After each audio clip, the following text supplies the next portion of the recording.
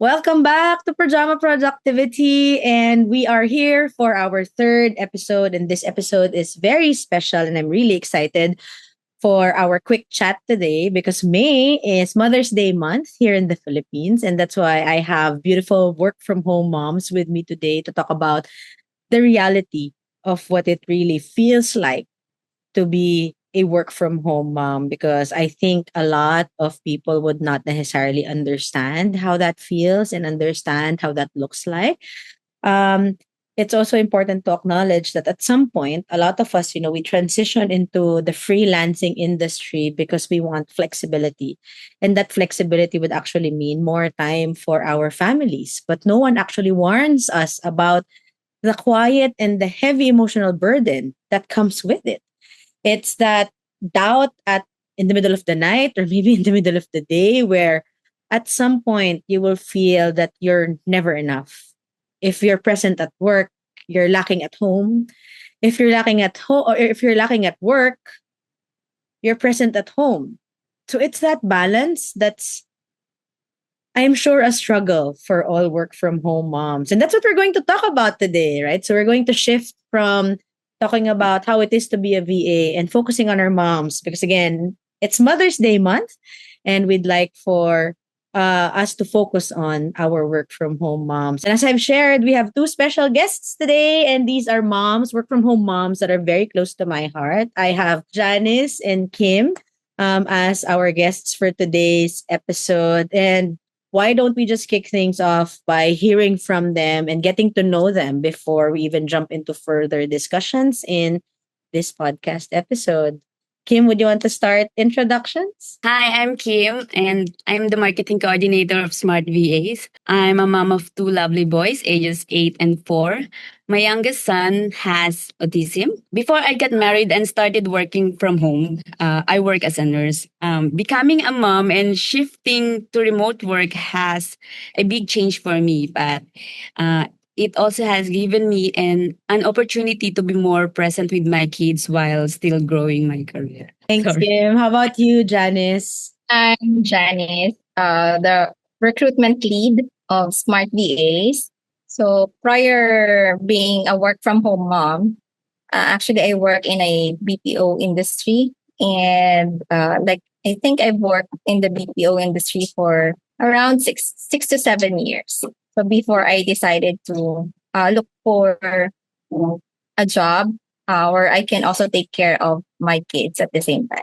So four kids, two kids. And for those who don't know, I think a lot of you would not know. I also have two kids.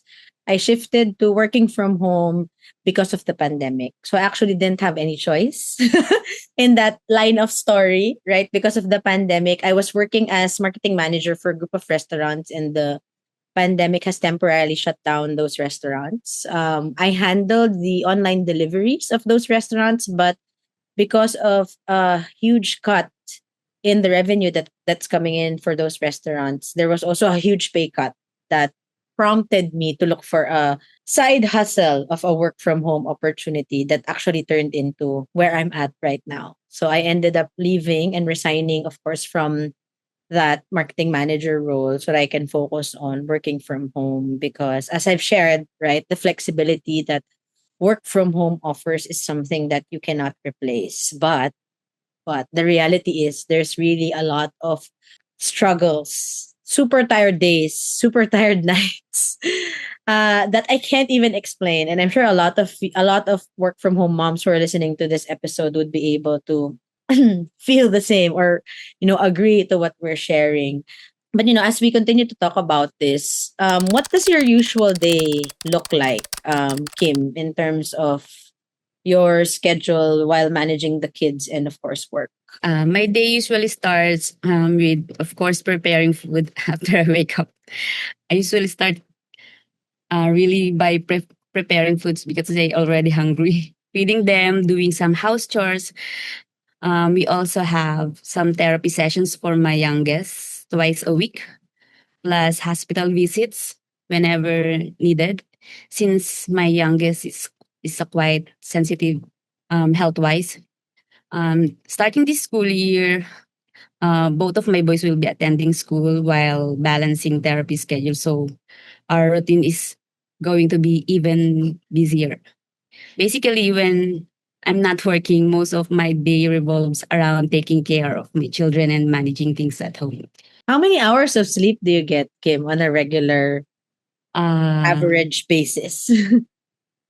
I I can sleep 7 hours, but if I get busy, if we have hospital visits, some other schedules, uh, I get 5 to 6 hours. But I usually get 7 hours, so I have enough sleeps, I think, for now. Oh, I think I'd envy that. I think Janice would also say the same thing. How about you, Janice? How does your day look like? How much sleep do you usually get on a regular basis, on average? I'll answer the second question first. On a basis, I get to sleep for 3 to 4 hours because Oh, after our day ends or after our work hours, so I sleep for at least 3 hours. Maybe it's already my body clock, so I wake up at 8 or 9 a.m. So that's when we start one preparing food, and number two, we since by the way, I forgot to say a while ago, I'm a mom of four. So one of them is homeschooled. So I have to make time to teach my daughter. So around say 11, so we will try to, if she feels like to study or if we need to pause, and then we'll take a break during our lunchtime. And in the afternoon, so I'll try to do other things. We really try to bond like at least an hour or two movie, like for especially for my girls. So that's what we do. If there's no, it's I mean, if it's not school days, I'll be able to sleep at around let's say 7. So it's kind of long. yeah, it's really a long day. That's why I said when Kim said I get 7 hours of sleep, I'm like, wow, good for you. Because I also feel like if I get 4 solid hours of sleep, I'm good for the rest of the day. We have 24 hours per day. So I'd be up 20 hours. And I think that's how Janice also somehow shared how her day goes. If it's a school day, I will also make sure that before I go to bed, before I go to bed in the morning, because we work at night, right? I make sure that I'm able to send my firstborn to school, that he has lunch prepared. So I make sure I prepare his lunch for him. And then that's the time that I get the chance to go to sleep. Now, because I have a toddler, oh, he's a toddler already. I can't believe it. He just used to be a baby, but now he's turning into a toddler. So he's full of energy in the morning. I try to squeeze in sleep when my husband can extend, because my husband also works at night. So he tries to extend his day so that I can sleep in the morning, wake up lunchtime, and then do chores from there, which includes preparing dinner, doing the laundry, and then start work at 8 p.m. or as soon as my little boy is stuck in bed. Because our kids are at different stages in their lives, right? I think the experience is going to be nice to talk about, right? I have a toddler and I have a teenager. Janice has independent young ladies. And then Kim has grade school, preschool, preschool and grade school. So it's a different age group. So I think the demand for us in terms of our presence at home is different as well. I think what's nice about this episode as well is because our children are at different stages, different ages of their lives. We're going to be able to talk about how we also differ in terms of the demands that are required of us at home that actually impacts work. Because with my role, I feel like it's a very heavy role in terms of what is asked of me in terms of output and delivery, right? So there's definitely a lot of pressure in that. And then I have a little boy who's solely dependent on me, and he's such a Velcro baby. So it's so hard to try to split myself into, should I take time off work and be a mom because my son needs me? But if I do that, I will take the risk of maybe a problem happening at work and I'm not there to support the team. So, I think that's one of the main struggles of being a work from home mom, where it gets so hard to say where you give your 100% and how you give your 100% on both aspects of your life, the personal and the professional side. Have you guys ever experienced that in the years that you've been doing freelancing? Have you realized that at some point, trying to do well at work and trying to be your best for your kids is also impacting your mental health, given the lack of sleep? And maybe, of course, with Kim, you have hospital visits, you have your therapy sessions, you have the assessments, and again, the feel of being in demand in all aspects of your life. Have you ever felt that mental health breakdown, or maybe physical health breakdown even? Have you ever had any experience like that? Of course, I experienced that a lot ever since. Actually, my answer to the questions that when did I realize is honestly when I started working from home. I don't have any explanation. I just want those mothers out there to experience them, to experience and work from do do work from home and experience what I'm trying to say, because it's really hard to explain. I just felt I'm going to be crazy those many times. I'm going to be insane. I'm going to be. I feel like I'm a monster in my kids' eyes, and I I I feel that I'm not enough at work. I always vent my sadness with our team. You see me crying always. You always see me crying, Regina, right? But there's no but. There's no but. It's So, that. but it's hard. It's really hard. And It's, it's so hard to explain. And I'm oh, sure yeah. I'd love to see comments from moms listening to this episode. If there are any right words to say about how it feels when you're so in demand in all Yeah. aspects. You need to experience it yourself. But don't get us wrong. We're not discouraging. It's actually, I think that's Yeah. one of the Yeah. things we'll talk about as well. The despite the challenges, there's definitely beauty in what we're able to do because of this opportunity. Let's hear from Janice. Janice's kids are a little older than our children, Kim. So I think her perspective may be a little different. I think because sometimes I find myself like crying or grumpy Mhm. uh, in different times. So that's when I find myself like I'm really struggling already balancing both work and being a mom. Uh, but in my case, I think what helped me is that, like what Reg said, my kids, they're quite independent.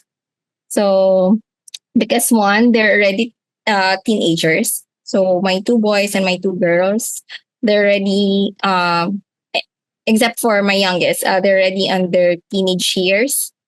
Um, and my youngest, she's still an elementary student. So that's one.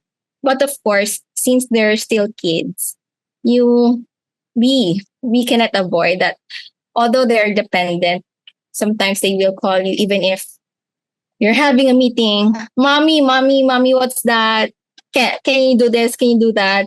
Like you have a lot of free time, and then the only time they will ask questions is When you have a when you meeting. Yeah. True. or maybe you're if you're already in the zone that you're working already, like you're doing something like a document that you're working on. So that's where they will come in. Mommy, I need your help. So sometimes I don't feel like I'm efficient because I cannot focus on what I'm doing. So there. Yeah, and I think one thing that I Kim mentioned it, and I hear it from you as well, being grumpy, Yeah. being a grumpy mom, and being some kind of a demon or a devil in the eyes of our children. Because when we're super tired, also stressed, pressured at work, right? Sometimes it translates to our kids, and because we're home a lot, do you have that? And this is not in the questions that we prepared. And I love how this podcast episode is just coming into a very casual conversation. that mom guilt feeling, I don't know how to put that into words. Maybe you guys want to share that, or maybe how you get over that. Because again, we work from home, or we decided to work from home because we want to be present for our families, and that includes our kids, right? But at some point, because of work, we don't get to be the best for our kids, and we get to be grumpy towards them. And I do that a lot. Honestly, my husband would just tell me. He already knows that I have a problem, or I'm dealing with a problem or a challenge at work by the way I talk to him at the start of my shift. And he tells our friends that. So our church group, we talk about, of course, our couples church group, we talk about how we are as couples, right? We have lessons that we speak about in the discussions that we set. One of the things that he recently shared is that he knows if I'm having a challenging day at work, because a lot of the small things tick me right away and I get grumpy and angry. And so, yeah, so I'm not sure if you guys have experienced that, if you want to talk about that as well. I feel guilty too whenever of course, I have to shout at all times because I feel like the things that I've taught to them, they don't remember at all. Maybe because I'm already stressed on how I am going to balance it. So, but I want to maintain, like, when I'm mad, I'm not going to talk to them right away. So I need to settle down first to make sure that I'm okay. So that's the mom guilt that I always experience. So, and I try to talk to them after work, maybe, so that I'm focused first with my work before talking to them. I love that. I love how important that is. And I know in some of the fellowship sessions that we had at Smart VAs, right, we tell the team that it's important in the work that we do that we have a separate workspace, where our workspace as much as possible is different from the bedroom or is different from the area where everyone is, so that you can focus on work. And I love it when we have the capacity to do that. But I know it's also not the case for a lot of work from home moms, right? Because not everyone has the luxury of having even a separate room where they can call an office and not be disturbed by the kids or everything that's going on in our personal life. Kim, I know it's also a different challenge for you because you work from the hospital, girl. So how does that how do you do it? Really, I think is a question that I have in mind.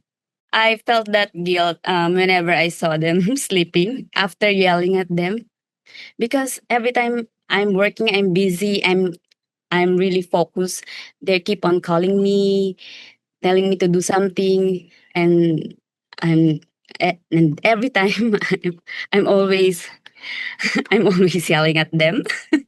So after that, and not talk after that, after those yelling and not talking to them, I will saw them already asleep without needing me. It felt so sad every time. And what I can just do after that is just kiss them while they're sleeping, and that and that's the guilt I always feel every day. No, not every day. Not every day. They might think Touch I'm move. Touch move, Kim. okay, not every day, just a few days a week. Few days a week, but almost every day. Almost there. Because as you know, we're always busy at work, and we're really focused, especially these times of our this month, this of our year. I know. I know, Kim. Janice also knows. So yeah. Yeah, it's really difficult. And I am sure, a lot of moms who do not necessarily have the work from home privilege, and I call this a privilege. Really, for me, the ability to work from home as a parent, as a mom, is a privilege, because I'm sure parents with young kids, babies even, right, who need to go back to work after a very short time of maternity leave, I'm sure the guilt is different. right? We just feel like it's heavy. But as we continue to think about it, and as we think about what others are experiencing, especially with the heat right now, and then when it's the rainy season, imagine needing to travel. If you have a car, you're good. But of course, the gas prices. But if you commute, it's so hot and then it's going to rain. And then you come home and your kids are already sleeping.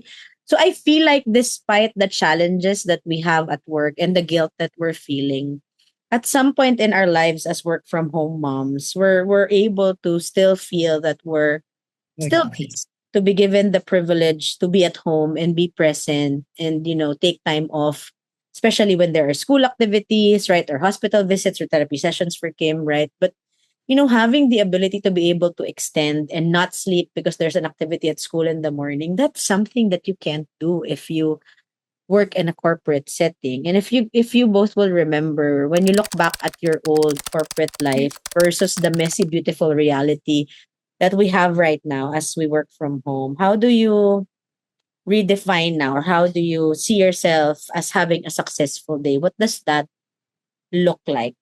Mixing the guilt, mixing the stress, mixing the pressure, and being very, very tired.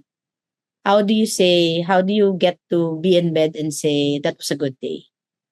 For me, a successful day is much simpler now. If I'm able to take care of my kids and at the same time contribute to a company that also takes care of me, that already feels like a win. I've al- I've learned that success doesn't always have to look perfect. It can be messy, it can be crazy, it can be stressful, but for me as a mom, as long as I'm present for my kids, it's a success every day because that's how important my kids for me. I think I agree with Kim. So for me, having a successful day, like there's progress on both sides. So you've done something for your work, and at the same time, uh, you've done something also in your personal life. And especially like when you're at home and you're working from home, uh, if there's an immediate need, we're able to respond right away. Like for example, in my case, when my youngest, every time, oh, I'm not going to use every time. So when the last time my kid got hospitalized, so although she was hospitalized, I was able to still work. Actually, when we were trying to go to the hospital, like I was working. So I think that's the beauty of us working from home. So That that's what isn't that now I want to contradict it, because as I continue to think about it, that's not the culture that we want to set. And I think this is going to be smart way specific, right? Because I don't think it's healthy for us. Wow, coming from me, right? I don't think I don't think it's healthy for us in a way to, want or need to work while our children are in the hospital. I feel like it's necessary for us to have a life where we would be able to say, "Hey, I can't work today because I'm needed at home." Isn't that is it just us? Is it just me? Is it just Janice? And it's just you? I feel like a huge part of that is us being us, where we just want to make sure that we're responsible. Moms out there, are you like us? Because I feel like we're I feel every time I talk to my team, I tell them, don't copy me, don't be like me. And I'm not the best example of practicing work life balance, especially coming from a mom with a little boy, right? I feel like I'm robbing special time that I should have with my kids when I feel the pressure of working. But is it just us, or is it really how we are as women, or women professionals in a way, in wanting to make sure that we're present and 100% at all times, which I think is the concern really, in terms of being a stay at home work from home mom. I think it becomes a challenge, and it becomes a problem towards our mental health when we try to be 100% at the same time, because we don't have 200%, right? So it's just making sure that we can focus on one thing and be 100% there, and then transition to being 100% elsewhere. So you guys need to change that practice. I'm sure Christy will call you guys out after this episode, including me. But I think one of the things that I also want to look at it as in the perspective of freelancers who don't necessarily work at Smart VAs, right? Because we want to make sure that we also help aspiring freelancers and freelancers in general, not necessarily just the ones that are in an agency. I feel like the responsibility that we have in our roles right now, in a way, is similar to how it would be if you're a freelancer working directly with a client, right? Because if you're working directly with a client, you don't have a team that you can rely on in a way and say, hey, I can't work today. Can you be a backup? Here are the things that I need to endorse. I think that's a major challenge that a lot of freelance or work from home moms have, especially again, if they don't have an agent, if they're not part of an agency with a team model like Smart VAs, right? I can't imagine how it would be if I'm working directly with a client, and I need to take time off because there's an activity at school, or I think that's where working from the hospital or working from while your child is at a school event. I think that's where that comes in. And to your point, ladies, you've mentioned, it's never a perfect day. It doesn't have to be a perfect day for it to be a successful day, right? I love how you both shared that as long as you can be present at both aspects when you're needed, that already is a successful day for you. And I also love how Janice shared, progress in being able to see results in both aspects of your life. As we try to wrap up, today's episode where we spoke a lot about personal stuff. And I'm sure, a lot of moms would be work from home moms would be able to relate to this. If we will turn this podcast episode's title into a question, I'm interested to hear how you'd answer that. Kim and Janice, how do you guys balance motherhood and remote work to avoid guilt? Actually, I don't know how to balance until I reach to the point that it feels like everything is so difficult that I decided to get a helper who can assist me at least for 4 hours every weekdays during my work hours, just until my kids go to bed. That decision made a huge difference because before that I was really juggling everything alone, house chores. So before I can work, I need to feed them, clean the house. So I don't have enough time to work, and I really can't focus. So after doing that, after hiring a helper, after hiring a helper, I had a after hiring a helper, I was able to breathe. That. Sometimes, we can't really just be a superwoman. And Janice reports directly to me, and I always tell her, Janice, you're not a superwoman. You need help. At some point, moms, I know the part of the guilt that we feel as moms is not being able to do the stuff that we want to do for our families, right? But yeah, at some point, you just have to raise your hand and say, I need help. Whether it's a family member that's helping you, if it's your husband or your partner that's helping you can't do it all. You will not be able to give your 100%. You cannot fill a cup if you don't have anything to pour into that cup. It's like I'm closing the podcast episode, but I'm not, because I'm sure Janice will also share her insights. Maybe for me, because I've read in a book before, we all have the same time. Like we have just 24 hours. So it's not really time management. It's all about what's your focus for today.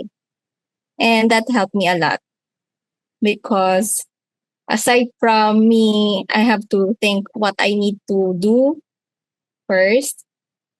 Maybe because I have teenagers already, to start like delegating. Oh, you have to do this, you have to do that while I'm working because I need help. That's what you said, Kim, right? So it shouldn't be just me. So every time I will start working. So I I will talk to them. Okay, these are your tasks. So you have to do that so that I will not be a dragon mom. I will not stand up and do those things so that I can focus on my work. Kim, those I are a few tips for us when our children eventually. Well, I have a teenager, but my teenager is such a baby. So yeah, I think that's that's really one thing that I always commend Janice for. You know, every time her youngest would be able to get up on her own at I think 4 in the morning or 3 in the morning, her youngest will already be awake and preparing herself for school and even preparing her lunch, cooking. And she's in elementary. The independence of Janice's children is really something that's all her. So Janice, you really did a wonderful job with your kids, and I hope Kim and I, as we of course go through the younger ages of motherhood. I hope that Kim and I would be able to also apply that because help doesn't necessarily need to be someone that we pay like for Kim, right? And from my perspective, right, help it's even if you have, and this is reality, even if you have the money to pay for someone, it's so difficult to find a helper right now. In 2 years, I think I've gone through what, two houseboys and two, or maybe three lady helpers. It's so hard to find, even if you give them a high salary, there's no assurance that they would be the right person for to help or the right person to help you. So I love that how at the end of the day, one of the lessons that we're able to share to work from home moms is not just putting all of the responsibility on yourself and ask for help. Raise your hand and ask for help when you need to. And I think a part of that is also being able to say, admitting that you need help, which is also difficult for us moms, right? Because I think it's our culture in the Philippines, especially where the mom or the wife or the lady in the house takes care of everything while the father provides. But that's not how life is right now. And just a teaser before we officially close off the episode. Next month is Father's Day, and we will hear from work from home dads next month. I'd love how we'd be able to see the contrast coming from today's very casual episode with Kim and Janice to an episode hearing the perspective of work from home dads or work from home fathers. And as as I've shared, as we wrap up today's episode, what message, Kim and Janice, would you have for moms working from home and even moms who are aspiring to work from home? Maybe you can choose and then share a message, or maybe a message for both. For those mom who's working from home, you're doing great. You're enough. um, Maybe some people around you sometimes they may not see the behind the scenes you're doing, but for the eyes of your kids, your child, you're enough. You're more than enough. You're all they need. Just keep showing up. Do what you think is best. That's all you need to do. And do the things you think is the best for your kids and for you as well. Have some grace for yourself. Ba't ako naiiyak? Nakakaluha naman to si Kim. Sabi ko na ako yung maiiyak eh. Kasi nung Kung saan may stable. binasa ko kasi yung tanong na yun, naiyak din ako nung sinasagot ko yun eh. Di ba? Kasi parang message ko yun sa sarili ko. Yes, Wala man lang correct. nakakakita. Okay na yun, basta para sa kanila. O, di ba naiyak din ako? Oh, and this is the reality. Again, I'm not sure if our editor Sherwin will cut this part, but I don't mind if he doesn't, because this is the reality really of moms who work from home, even if you have help or not. I think in the years that we've been working together at Smart Ways, we've also had experience with work from home moms and team members who had a lot of help. Like I remember we had a team member who had 3 house helpers, right? But they'd still need to be taken off their desk to be able to take care of their children. And I think that's the most important thing that we just need to be reminded of, right? That we did this and we chose to be here working from home because we want to be present for our kids. And I think we should not forget that. That's the But essence. The essence. that's the essence. The essence of working from home. correct. Yeah, The that very reason of us working from home. is our kids. Yeah, and I'm sure a lot of aspiring work from home moms would also Yeah. long for that privilege, to have the flexibility to be more present for your kids. Janice? Working from home moms out there, just do not forget to take care of yourselves, because we chose this for us to be able to take care of our kids. So if we're not going to take care of ourselves, so what's the essence of us working from home? So let's take a breather. I think that's very important. And that's what I'm trying to say always to myself. Because you won't be able to be present for your kids and at the same time for your work if we're not going to take care of ourselves. That's it. Very true. That's very true. Every time we feel like we're going to get sick, you're absent in both aspects. Yeah. When you're sick, you can't be present for your kids, and when you're sick, of course, you're on sick leave at work. So that's a very good reminder. And it sounds very basic. And actually, Janice, I'd love to challenge that idea. And I will always say how, where do I find the time to do that, right? But I think that's the call. That's the reality of that's the call to action really for us working from home, moms, is to make sure that we have time to rest, recover, so that we can be more present in all of the aspects of our lives, not just for our kids, but also for our husbands, our partners, because we're not just here for our kids, right? And I'm sure that's an entirely new discussion if we open that up. But in all aspects of our lives, we can't be present if we're not present. And as I've shared previously, you can't fill a cup if your cup is empty. So we have to make sure, moms, that we have something to pour out, and we have to make sure that we take care of what's in our cup. We refill ourselves first so that we have something to pour out to our kids, to our husband, to our work, different aspects of our lives. At the end of the day, your kids won't care if your inbox is empty or full. And the clients actually wouldn't mind if you answered an email 10 minutes late or a day after, as long as everyone around you remembers the peace and the presence that you made them feel, the value that you were able to bring to the table. As moms, we can shift our focus. We don't need to split ourselves into four or into two. We just need to give ourselves some grace every day.